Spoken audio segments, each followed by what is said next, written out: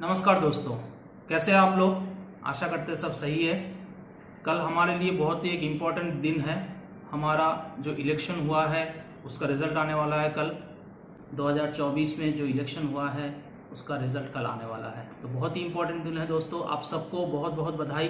हमारे देश में एक नया सरकार होने वाला है या हमारे मोदी जी वापस आने वाले होंगे, कल सब पता चल जाएगा दोस्तों। चलिए दोस्तों, चलते हैं आज के टॉपिक पे। आज का टॉपिक बहुत ही इम्पॉर्टेंट है, कृपया ध्यान से देखिएगा, कोई पॉइंट मिस मत कीजिएगा। मिस करेंगे तो आपको फिर पता नहीं चलेगा, वीडियो का कोई मतलब नहीं है, फिर आप मत देखिए। अगर मिस करना है तो मत देखिए। और अगर मेरे चैनल पे नए हैं, अच्छा लगता है मेरा वीडियोस, तो उसको सब्सक्राइब कर लीजिए, लाइक का बटन दबा दीजिएगा। चलिए दोस्तों, चलते हैं आज के टॉपिक पे। दोस्तों, आज का टॉपिक है NEFT, RTGS और IMPS। ये तीनों चीज क्या है, उन तीनों में अंतर क्या है, क्या चार्जेस लगते हैं, कैसे फॉर्म फिलअप किया जाता है और कब करना चाहिए, क्या कितने अमाउंट जो है आप IMPS कर सकते हैं, कितना NEFT कर सकते हैं, कितना RTGS कर सकते हैं, यही सब बताएंगे दोस्तों। उसका फॉर्म फिलअप भी बताएंगे, तो वीडियो को अंत तक देखिएगा। मैं कोशिश करूंगा अंत में जो है इसका फॉर्म फिलअप दिखाने के लिए। चलिए दोस्तों, चलते हैं टॉपिक पे। NEFT का मतलब हुआ नेशनल इलेक्ट्रॉनिक फंड ट्रांसफर। दोस्तों, ये 24/7 अवेलेबल है।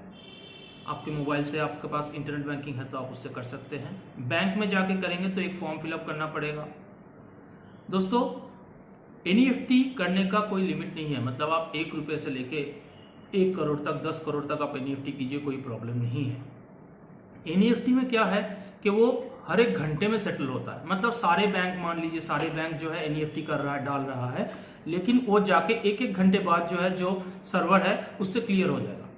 मतलब अभी एंट्री हुआ है तो 1 घंटा बाद जो है पैसा आपके अकाउंट में आ जाएगा। आपके अकाउंट में पैसा आने के लिए आपको कोई चार्ज नहीं लगेगा, लेकिन जो NEFT कर रहा है उसके लिए उसको चार्ज पे करना पड़ेगा। 10,000 तक जो है आप 2 रुपया और टैक्सेस देना पड़ेगा। 10,000 से लेके अगर आप 1 लाख रुपया तक करते हैं तो 5 रुपया प्लस GST देना पड़ेगा। 1 लाख से लेके 2 लाख तक अगर आप करेंगे तो 15 रुपया और प्लस GST देना पड़ेगा, और 2 लाख के ऊपर जो है 25 रुपया प्लस GST लगेगा। ये चार्जेस लगते हैं दोस्तों NEFT के लिए। अब दोस्तों हम आते हैं RTGS पे। RTGS का मतलब है real time gross settlement. Real time का मतलब आपको समझ में आ गया होगा। जैसे ही बैंक में डाला, एंटर मारा और पैसा एक अकाउंट से दूसरे अकाउंट में ट्रांसफर हो गया। इसके लिए इंतजार नहीं करना पड़ता है। लेकिन RTGS में एक क्या समस्या है कि 2 लाख के नीचे आप RTGS नहीं कर सकते। आपको RTGS करना है तो 2 लाख या उसके ऊपर का ही अमाउंट को करना पड़ेगा। उसके नीचे का अमाउंट को करेंगे तो RTGS नहीं होगा, फिर वो NEFT हो जाएगा। इसका चार्जेस क्या है दोस्तों, 2 लाख से ऊपर करेंगे तो 25 रुपये प्लस GST, और 5 लाख के ऊपर करेंगे तो 50 रुपये प्लस GST लगता है। RTGS जो है एकदम रियल टाइम है, मतलब तुरंत एक जगह से दूसरी जगह पे आपके पैसे ट्रांसफर। तो दोस्तों, दोनों का अंतर क्या आपको समझ में आ गया है। NEFT और RTGS में अंतर क्या है। NEFT बैचेस में जाता है, 1-1 घंटे के बैचेस में जाता है। NEFT का मिनिमम लिमिट नहीं है, मैक्सिमम लिमिट कुछ भी नहीं है। RTGS जो है तुरंत जाता है पैसा, बैंक में जैसे ही एंट्री किया, पोस्टिंग किया, पैसा जो है चला जाता है एक अकाउंट से दूसरे अकाउंट पे। ये बेसिक जो है दोनों में अंतर है। 2 लाख से ऊपर ही RTGS होगा, इतना आपको समझ में आ गया होगा। अब आते हैं दोस्तों IMPS। IMPS का मतलब क्या है दोस्तों। IMPS का मतलब है इमीडिएट मोबाइल पेमेंट सर्विसेज। आप जो ये UPI करते हैं वो एक तरीके का IMPS ही हुआ। IMPS मोबाइल से किया जाता है, उसके लिए आपको बैंक जाने की जरूरत नहीं है।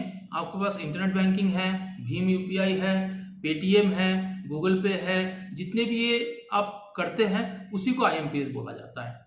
IMPS इमीडिएटली पैसा एक अकाउंट से दूसरे अकाउंट चला जाता है।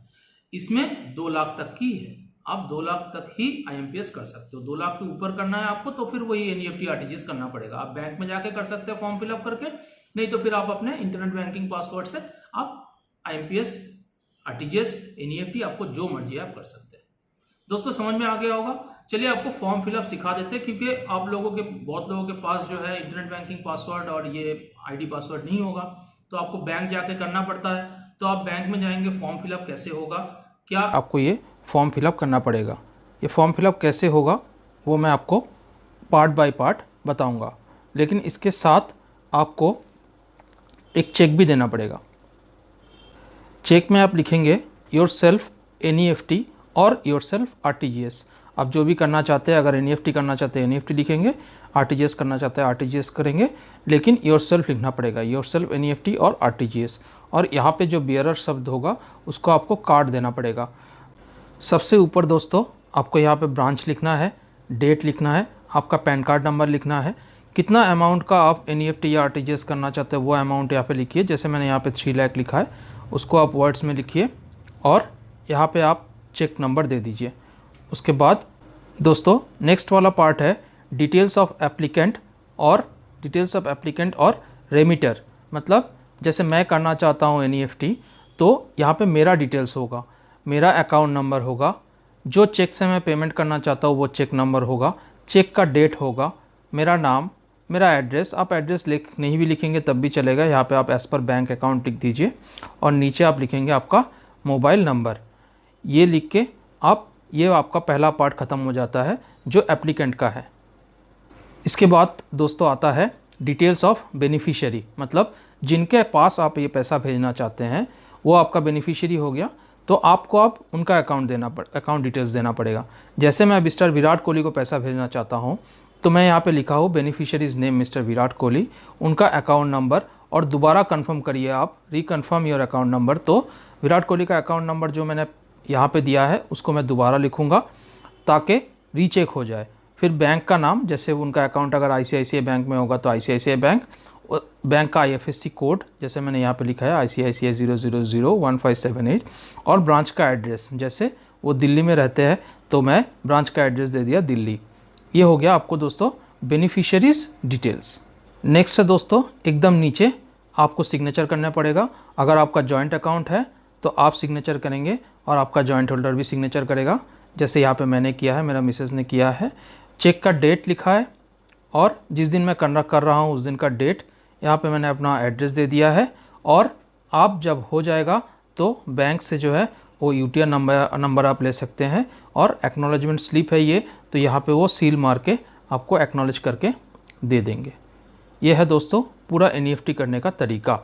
दोस्तों आशा करते हैं आपको सारा इन्फॉर्मेशन दिया, फॉर्म फिलअप कैसे करना है, तीनों चीज़ों का अंतर क्या है, आपको क्या जानकारी चाहिए था, मैंने आशा करते हैं मैंने सब कुछ आपको बताया है। कुछ छूट गया हो, आपको कुछ क्वेश्चन आ रहा हो मन में, तो कृपया कमेंट बॉक्स में लिख दीजिएगा। मेरे चैनल को अगर आपको अच्छा लगता है तो उसको जो है आप लाइक कीजिए, सब्सक्राइब करिए और अपने दोस्तों को, अपने रिलेटिव के साथ उसको शेयर कीजिए दोस्तों। चलिए दोस्तों, कल के लिए आप सबको बहुत बहुत बधाइयाँ, कल रिजल्ट निकलने वाले इलेक्शन का, तो all the best to the country. जय हिंद, जय भारत।